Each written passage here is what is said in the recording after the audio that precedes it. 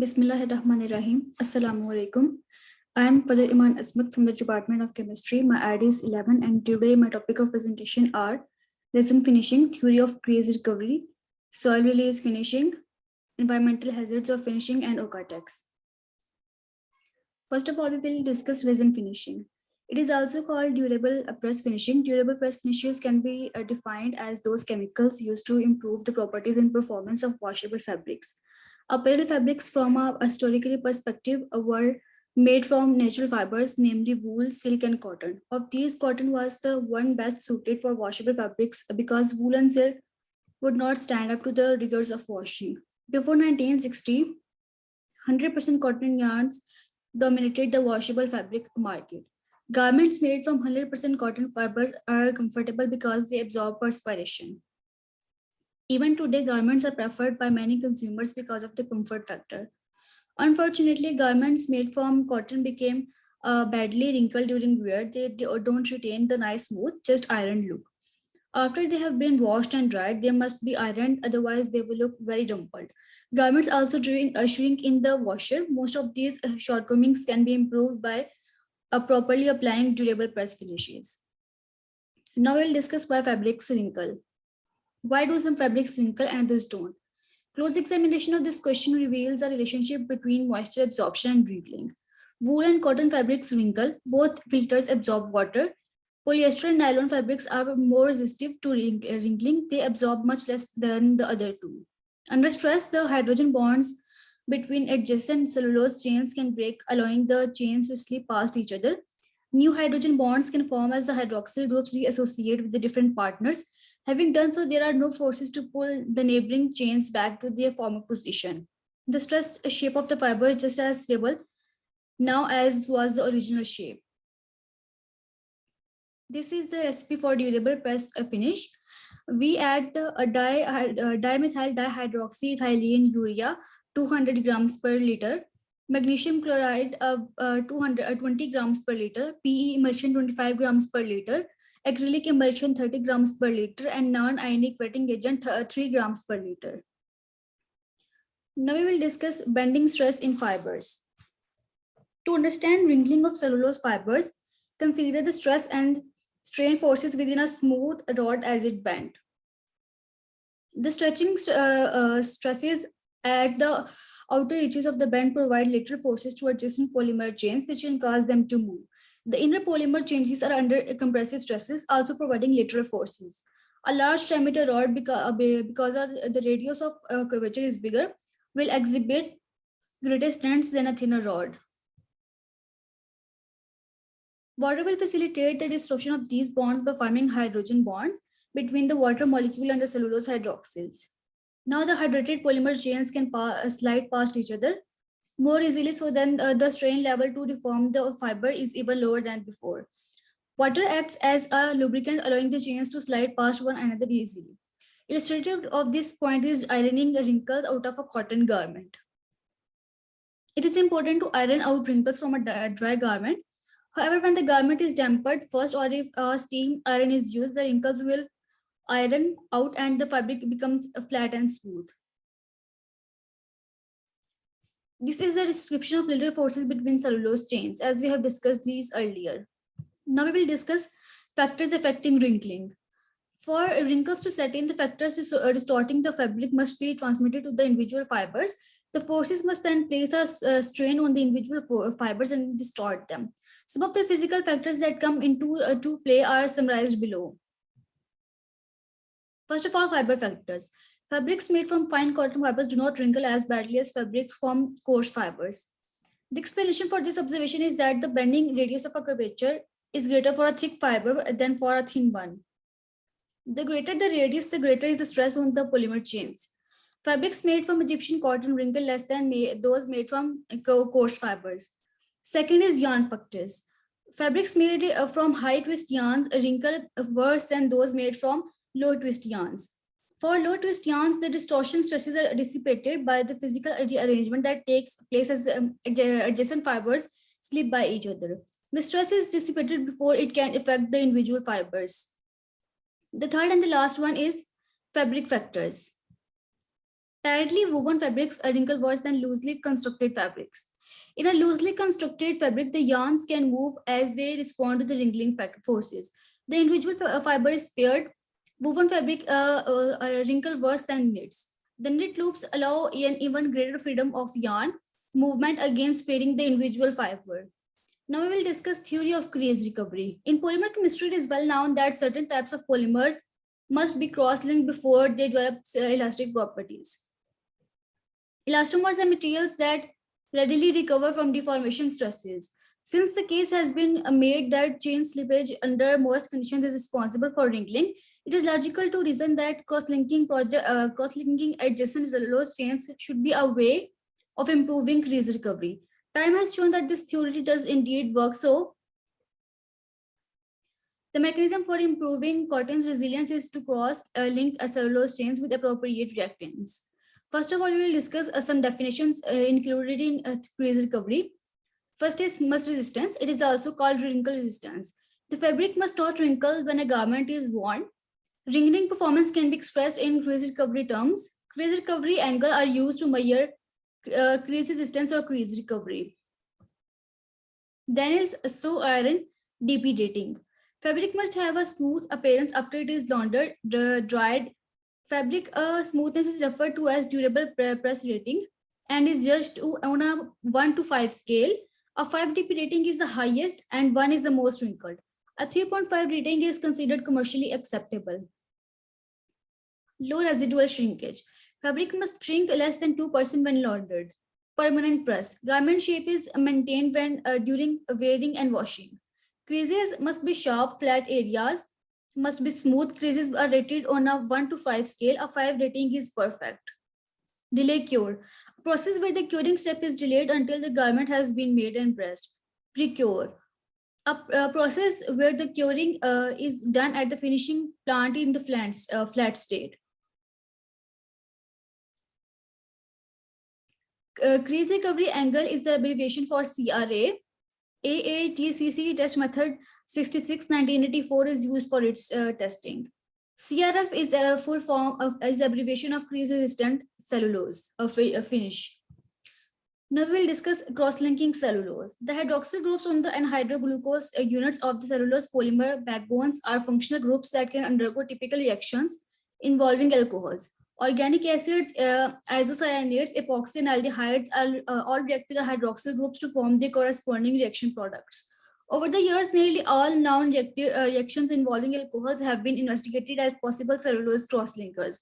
Formaldehyde and formaldehyde derivatives were among the earliest ones discovered and have stood the test of time in terms of effectiveness and cost. They are still the mainstay of today's chemistry. Now some history of crease recovery. In the mid-1920s, the managing director of Tudor, Broadhurst and Lee challenged his research chemists to make cotton fabric as wrinkle resistant as silk. It was known that formaldehyde would react with cellulose. However, formaldehyde is not a pleasant material to work with as it irritates mucous membranes, causes runny noses and watery eyes. The chemist discovered that phenol or formaldehyde condensates would also cross-link cotton and at the same time reduce the formaldehyde risk. Unfortunately, the phenol resins caused the cotton fabrics to become swirly, discolored, and excessively boardy. Soon thereafter, they discovered that urea resins are also improved crease recovery, and it did so without discoloring the fabric. While not completely free of a formaldehyde odor, these resins could be handled on commercial equipment. From the 1930s until 1961, cotton fabrics were cross-linked with a number of N-methylol compounds to give fabrics that were classified as wash and wear or easy care fabrics. Several other names are associated with these fabrics, for example, crease resistant, no iron, CRF, etc. The performance of these fabrics were pretty good, as will be made more clear in ensuing discussions. The best balance of the improved ease of care properties to fabric strength loss was struck. All of the fabrics were treated at the mill in the flat state. In 1961, the Corette company marketed garments with the permanent creases. This was revolutionary at that time because the activation of the cross links was delayed until after the garment was made. and the creases pressed in. What Corey did was to impregnate the fabric with the chemicals, carefully dry without activating the crosslinks, make, press, and then hang the garments in an oven to activate the crosslinks. The consumer section to these garments was double-edged. They complained about the fact that cuffs fell off and holes appeared in the sharp creased areas when the garments were worn and laundered, yet turned around and wanted more. The consumer had been freed from the tedious task of ironing their garments, signaling the birth of the permanent press era. From the chemist's point of view, the lack of abrasion resistance and weakened fabric was expected since the original garments were made from 100% cotton. It was well understood that at that time that creases set into the fabric prior to curing would be permanent, and that excessive chemicals curing times and temperatures would severely weaken the fabric and drastically reduce abrasion resistance. Nonetheless, the industry, sensing a new marketable product, immediately launched into a development programs to overcome the deficiencies and still maintain the permanent press qualities. The solution came about quickly. Serviceable garments were made from nylon blended with cotton. Soon thereafter, polyester blended with cotton also provided serviceable garments. At that point in history, polyester was relatively new, expensive, not a truly commercial item. Yarn spinners found that polyester was easier to blend with cotton than nylon, so it became the preferred fiber for permanent press fabrics. The original blend was 35% polyester, 65% cotton. This amount of polyester provided the strength without interfering the cotton's contribution to shape retention. It can be said that commercial success of permanent press is largely responsible for today's position enjoyed by polyester manufacturers. It provided the initial need for volume production, which led to the polymers' more competitive pricing structures, opening up more and more markets. Now we will discuss crease recovery versus curing temperature. The temperature required to obtain cross-linking is very much a function of the reactant structure. The reactant structures included in the figure below fall into two groups: easy to cure and hard to cure. Urea formaldehyde and dimethyl ethylene urea fall into the easy to cure category. Curing starts as soon as the fabric is dry. These reagents would not be suitable for delay cure, where one needs to resin into remain unreacted until after the garment is made and pressed. Dimethyl dihydroxyethylene, urea, and carbamates fall in the hard to cure category, where curing temperature must exceed 130 degrees centigrade. Dimethyl dihydroxyethylene urea has been successfully used in delay cure applications. The fabric can be handled on commercial regions where nearly all of the resin is still uncured after drying. This is the graph of crease recovery versus temperature of cure and resin type. In this graph, it is shown the crease recovery temperature of dimethyl dihydroxyethylene urea, carbamates, dimethyl ethylene urea, and formaldehyde.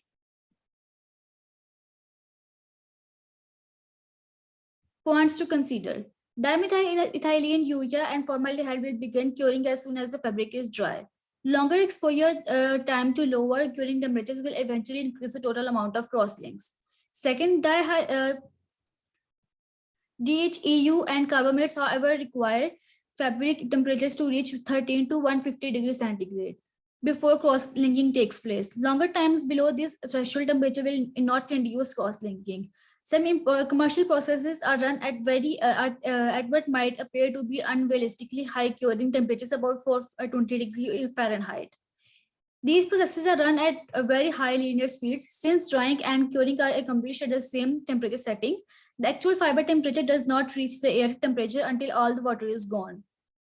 It is unlikely that the fabric temperature ever reaches the oven setting because of the short residence time. This technique is called flash curing. There is danger of over curing should the range or slow down or stop for any reason. Now we'll discuss cellulose crosslinkers. Cellulose crosslinkers can be divided into two groups: those that predominantly cross-link cellulose, also known as cellulose reactants, and those that self-polymerize as well as cross-link cellulose. Both types involve the reaction in chemistry of formaldehyde, so a review of pertinent formaldehyde chemistry will help in understanding how these auxiliaries work. Reactions of formaldehyde. Formaldehyde is capable of reacting with many active hydrogen compounds, for example, hydroxyl, NH, and activated CH. First of all, formation of hydroxymethyl derivatives. Reaction of formaldehyde with alcohol. Formaldehyde reacts with alcohol to form hemiacetal. With amides, formaldehyde reacts with amides to form N-methylol. With activated CH, formaldehyde reacts with CH compound to form hydroxymethyl. The hydroxymethyl group formed in the first reaction is also capable of undergoing a second reaction. The second reaction can also involve activated hydrogen, the step above, and result in the formation of a methylene link between the reacting species. Usually, this reaction requires an acid catalyst and heat. Now we will discuss the second type of cellulose cross-linkers, which is resin formers. There are two major types of formaldehyde condensates that fall into the resin former category: UF formaldehyde and melamine formaldehyde. These condensates are capable of self-cross-linking to form resinous three-dimensional polymers as well as cross-linking cellulose. They find non-textile applications as plastics, adhesives, and are also used to modify other polymeric systems. Because of the tendency to self-condense, the two mentioned above are often called aminoplast. The tendency or to self-crosslink adds stiffness to fabrics. While stiffness may be undesirable on some fabric as it can be an asset, for example, hand builders are needed to enhance fabric properties.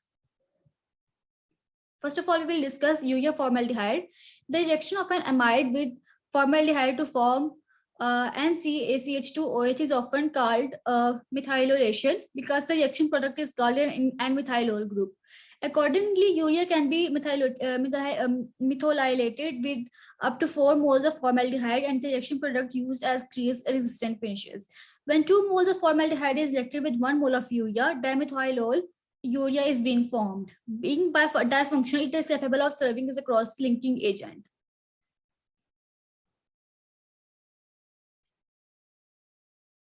This is the reaction of synthesis of urea.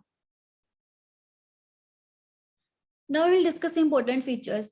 First of all, the condensate has an extremely short shelf life. It must be used within a few days after it's been made. When formulated with catalyst, the finished bath must be used within a few hours. The solution has a very high free formaldehyde and will readily liberate formaldehyde into the workplace. Second, it is easy to cure on fabrics and imparts outstanding crease recovery. Fabric hand becomes stiffer, which is usually undesirable for many cotton fabrics.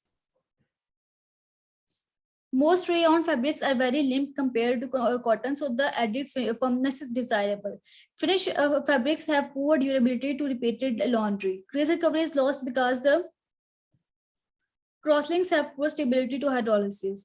Fourth, the finish adversely affect the light fastness of direct and fiber reactive dyes. Fifth, the finish reacts with the hypochlorite bleaches to form a reaction product which decomposes with heat to form HCl. Acid degradation of the cellulose scorches the fabric and causes it to become much weaker. Sixth and the last, finished fabric is prone to liberate formaldehyde odor. Released formaldehyde is high. Overcured fabric is also develop an unpleasant fish odor. Second, melamine. Melamine can react with up to 6 moles of formaldehyde to form a variety of products. Commercially, trimethylol, hexamethylol, melamine are the more important condensates. In storage, the hydroxymethyl and methylol groups tend to polymerize and liberate formaldehyde. By converting them to the hydroxymethylol, a methyl derivative, the shelf life is much improved. Most of the commercial products are methylated. Now we will discuss the synthesis of trimethylol melamine. Melamine reacts with 3 moles of formaldehyde to form trimethylol melamine. Second, we will discuss the synthesis of trimethoxymelamine. In this section, trimethylol melamine reacts with 3 molecules of CH3OH to form trimethylmelamine. Now we will discuss synthesis of hexamethoxymethyl. The corresponding hexamethylol and hexamethoxymethyl condensates are made by increasing the formaldehyde melamine mole ratio to 6:1. Now we'll discuss the important features. First, the tri products produce firmer hands than the hexa derivatives and are extensively used as hand builders for fabrics other than cotton. Second, durability to repeated laundering is much better than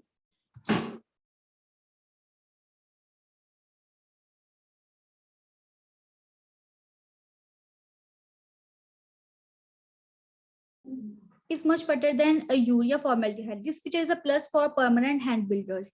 Third, chlorine, which is cause the fabrics to yellow. However, the reaction product does not decompose with heat to liberate HCl and tender the fabric. Fourth, they are used in combination with phosphorus, flame retardants as a source of nitrogen. Nitrogen synergism enhances phosphorus flame retardants, and melamine is an excellent source of nitrogen. Fifth, they are used as finishes for reducing wool shrinkage. Thank you. This was all from my side.